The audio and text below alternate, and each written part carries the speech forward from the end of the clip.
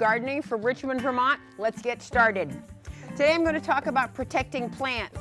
You've spent a lot of time, a lot of money investing in what you're going to be putting in your garden, and you want to put them out in the garden. Now, what to do before the frost has gone, or to keep them safe from predators. And predators could be rodents, they could be slugs and snails.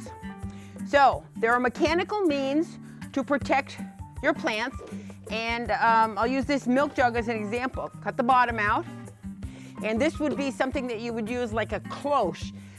This will not protect if you're going to have a hard freeze, but if there's a moderate chance that there might be a frost and you put out a tomato plant maybe a little too soon, before the 31st of May up in Vermont, you want to put this over the top, and I would recommend keeping the cap on because that keeps the cold air from entering from the top. And you want to push it into the soil so that there's soil contact, so that the cold air can't get up there and kill your pepper plant or your tomato plant.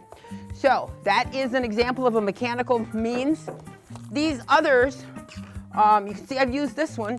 These are just juice containers or sports drink containers that I've taken the top and the bottom out. And what you would do is you would put this around a plant and again, push it into the soil a bit. It has soil contact, but what it does is it keeps predators, mice specifically, from getting at the roots of your plant or getting at the plant stalk itself. Bunny rabbits seem to be deterred somewhat with the use of these. You can use a taller collar. This is an example of a, I guess it's a drainage tube, and someone offered it for free, and I thought, oh, I could use that for something. So I took it home, and there were about 10 feet of it, and so I thought I had really scored a bonus, and I had. I cut down the center of it. It's very hard plastic, but it also has little drainage holes on the side. But what I use this for is I use this around a fruit tree that I will plant. And what that does is it keeps the rodents, the bunny rabbits, the porcupines from chewing on that tender young wood. And if it doesn't close completely, instead of leaving it open as an invitation for mice to get in, because mice will do a job too, I'll put not a twist tie or anything like that, but I'll just tie some string around it. And I tie it just enough so that the joint comes together so that there's not an open invitation for a rodent. So that's another example of a mechanical means to use for either frost protection, the milk jug, or for these guys to keep your rodents away from your tender plants. Now, another way to protect your plants is tying them up. Think of an umbrella. An umbrella works best to protect you from the rain when it's fully elongated. It doesn't keep the rain off you if it's folded up and in your vehicle. So tying up the plant is an example of how you would mechanically help your plant. Tying a plant, and I'll use a tomato plant because tomato plants can be long and gangly, but tying them up keeps them away from ground bacteria, which can lead to soil-borne disease. It'll protect your plants from slugs, and tying them up sometimes is a deterrent for deer that might walk through your garden. And despite what they say, deer will pretty much eat everything. I was told that deer didn't like hostas, but they've done a job on my hostas over the years.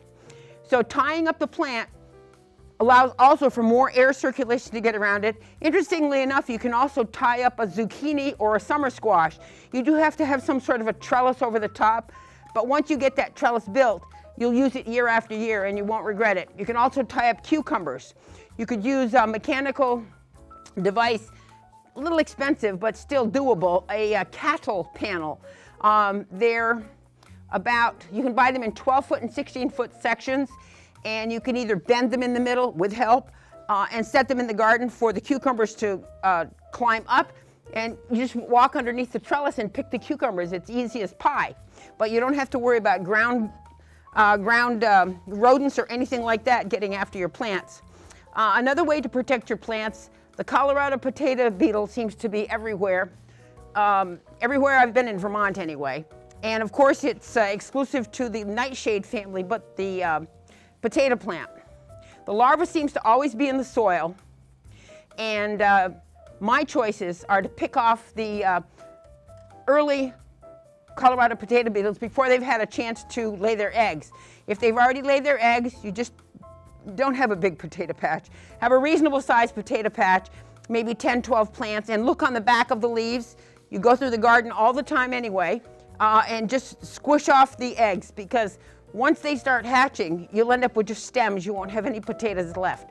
There is a dust that you can use. I recommend using an organic dust. Safer, S-A-F-E-R, is a name brand, but it also is an organic insecticide, and it's specific for the potato Colorado beetle. Protecting your apple trees, your fruit trees. Go back to the collars. This is the perfect example to save your plants from porcupines, and bunny rabbits seem to like my fruit trees the most. If you're going to be putting a series of apple trees or fruit trees in, I would recommend fencing. Now, fencing can be expensive, but it's very effective. Once you put the fencing up, you'll have it for years and years. The location is important. The closer you have your fruit trees to your house or to a building that you use frequently, the less likely it's going to be attacked by any of the rodents or the deer. Now, you have a chicken pen, say. Plant your fruit trees in the pen. You've already got the fencing up for the chickens, and chickens don't particularly go after fruit trees. They'll go after all the fruit and take care of everything that falls on the ground, so that'll be a bonus for you. Oh, here's another simple protection for young seedlings. I've cut this is a paper towel dispenser. I cut these into thirds, and I'll just set a tomato plant in the third of it. There, I've cut it in thirds. And I'll set a tomato plant in and just set this whole thing in the soil, and it protects any cutting bug that might cut it off. You still have to use the frost protection if you've planted it early, but you've got double protection. You've got protection against any kind of bugs in the soil, and then you've got the frost protection. In the daytime, if you don't think it's going to warm up too much, you can at least take the cap off the jug so that there will be air circulation and you won't end up with fried green tomatoes, if you know what I mean. Well, that's it today. Happy gardening.